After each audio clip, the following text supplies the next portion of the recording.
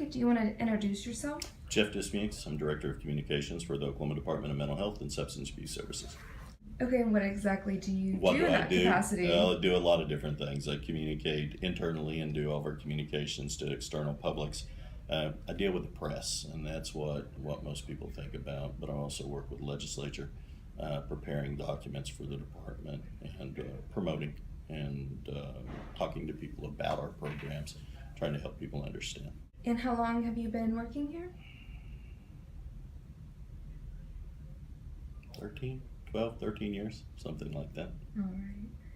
I actually, Joe, though you might be interested in this, before I came to the department, I had a regional training institute for the Department of Justice, and I contracted with Justice on a variety of programs, training law enforcement throughout the state and actually throughout the southern region with interpersonal skills, community development. We worked a lot with domestic violence issues, a lot with children's juvenile justice issues.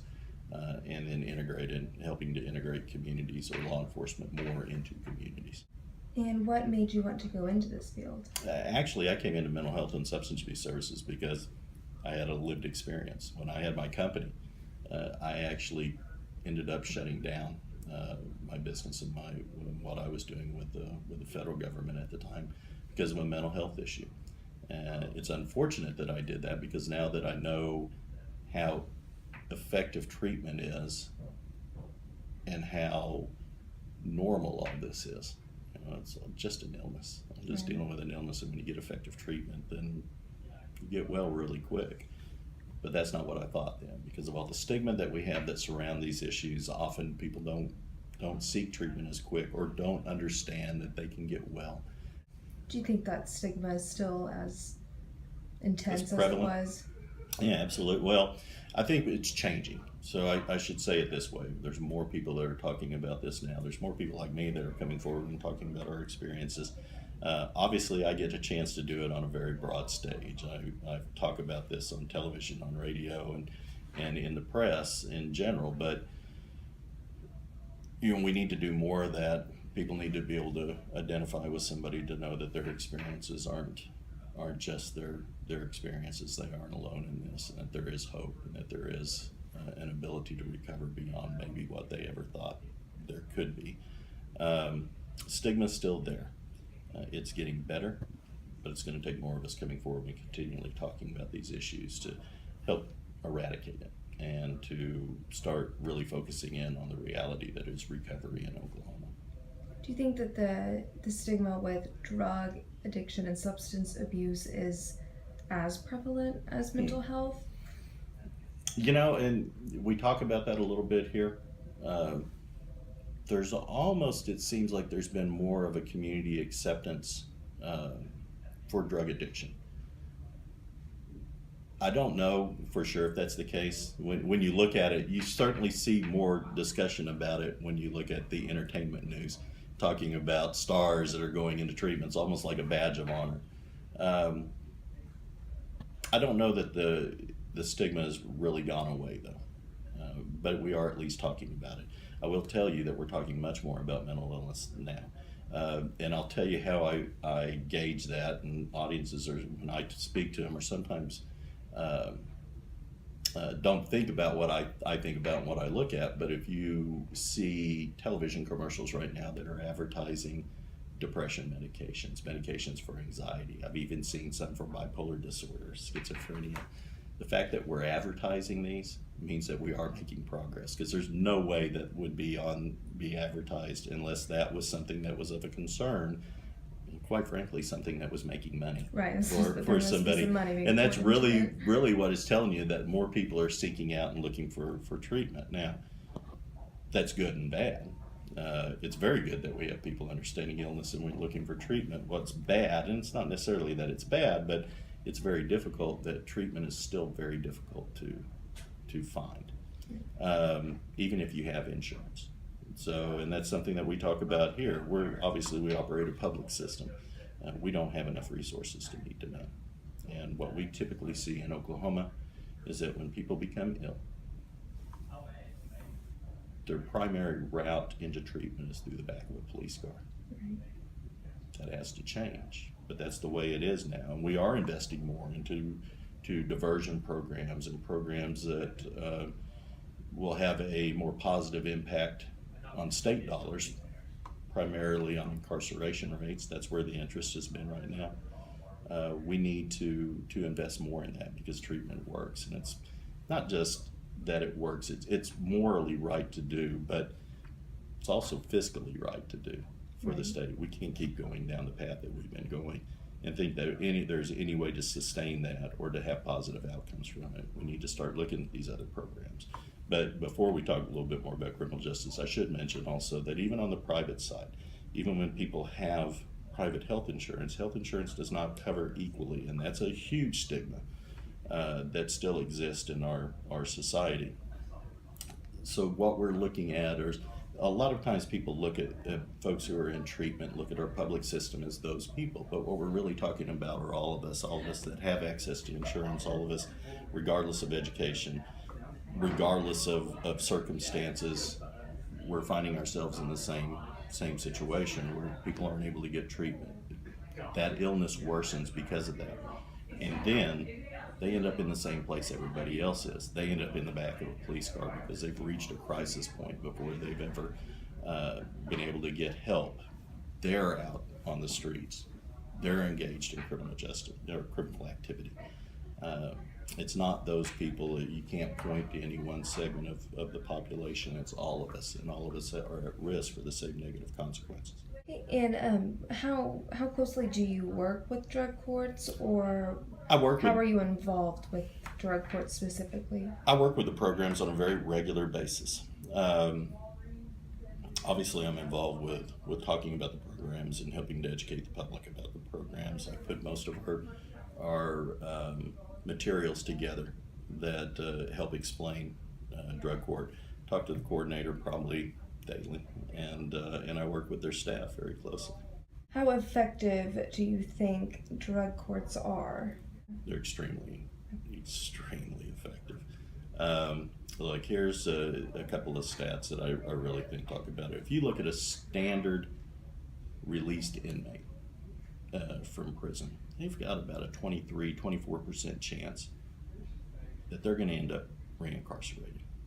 If you look at a person who's released from prison who has an existing mental health or substance abuse issue, which there's a lot, when they're released from prison, they haven't received the services they need while they're incarcerated.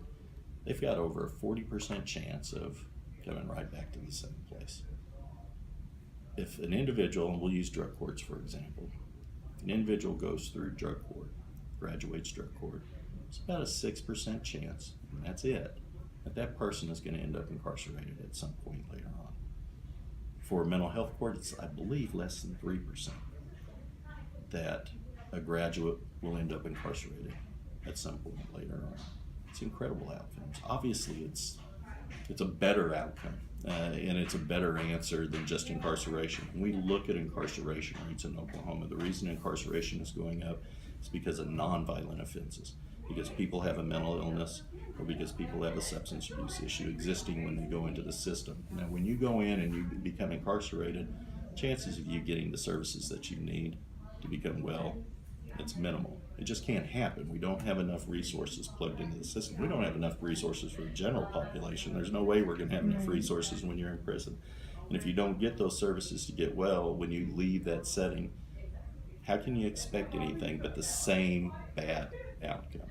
When we bring people into a drug court, for example, now these are tough programs. This is not soft on crime type programs. These are very tough programs. As a matter of fact, many attorneys will tell their clients, let's work and plea down and get this sentence reduced, or just do the time, because it's going to be a lot easier than you going into this program. Because if you fail the program, well, there's a pretty big hammer. You're going to end up incarcerated. You're probably going to end up incarcerated for a long time. It's going to be a stiffer sentence than what you might have gotten otherwise. Nobody said the programs had to be easy, but the programs are incredibly effective, and the people that are going into these programs and coming out of those programs, frankly, are much, much better off. One of the things that I look at when we talk about this a lot with our programs, we did a study of drug court graduates took about a 3-year average of people that had been out of the program for a while, and one of the things with the drug court program is you have to be employed. As you're going through the program, you're employed. You have to be engaged with the community because we're working on many, many different things. But graduates that have come out of the program, we looked at them over a 3-year period, they earned over $34 million. They paid $2 million or more in taxes during that period, as opposed to if had they been incarcerated, they'd been costing the state $90,000 every year for them to be behind bars. Look, drug court cost about $5,000 per person annually to take them through drug court, get them towards graduation. It's going to cost $19,000 for incarceration. The math's pretty simple. Drug courts are a much more effective alternative. They have better long-term success. It's the right thing to do. Do you think that the budget cuts that have happened recently will have an impact on the agency's ability to actually use drug courts as a diversion method? Well, while we sit here today, we're already $23 million in the hole for just this current fiscal year. I don't know how many more cuts we're going to absorb next year. We're going to have to continue the cuts that we've received now, plus we expect additional cuts.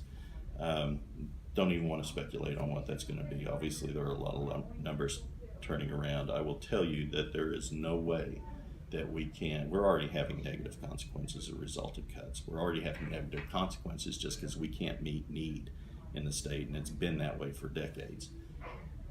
Any more cuts, and what we see because of more cuts is really unthinkable and unacceptable for the state. Right now, we've protected drug and mental health courts. These are very, very successful programs. Actually, there's more than just drug and mental health court. We have a variety of diversionary programs that we can do. Here's our big issue. We don't have enough of them. Now, drug courts, almost statewide.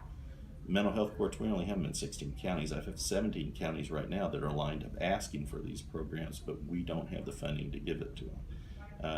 We have other programs in pockets that have really proven themselves, but we don't have the money to expand them out to all the other counties that need them, that want those services right now.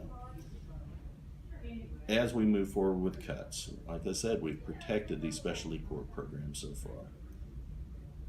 I don't know how we're going to keep from cutting into those programs.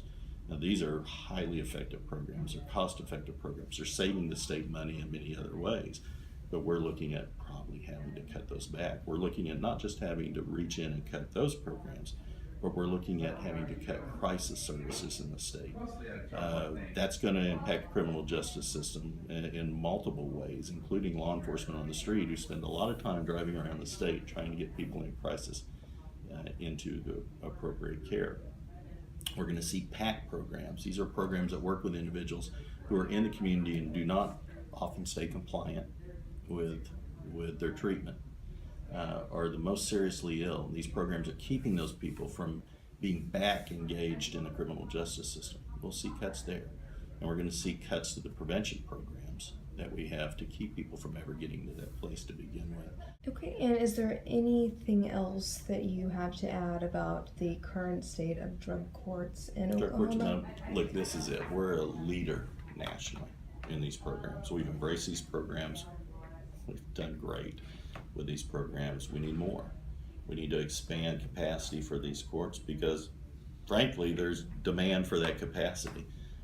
I think it just makes sense. You know, obviously I'm biased because I'm working within the program, but if I can step back and I can just look at things with a very objective lens, there's nothing about these programs that doesn't make absolute sense. Wouldn't you want to pay less, have better outcomes, save the state money, and allow us to invest in other areas? Now, I think for the most part, that's understood, but in a very, very tough budget year, it's difficult. You know, it's important that we all start talking about these issues, help give our state leaders support, and make sure that they know that we're behind them in working to advance these programs. That's really what it all comes down to. We need to become more engaged as citizens. I get to see the benefits of these programs every day. I want others to understand just how tremendous these programs are. And the other thing that I get to do is engage with graduates of these programs and see them with their families, see them working. It's incredibly uplifting. We need more people to understand that these programs are absolutely working. So it's a fulfilling career. I Yeah, take it. absolutely. Okay. All right. Well, thank you. Yep.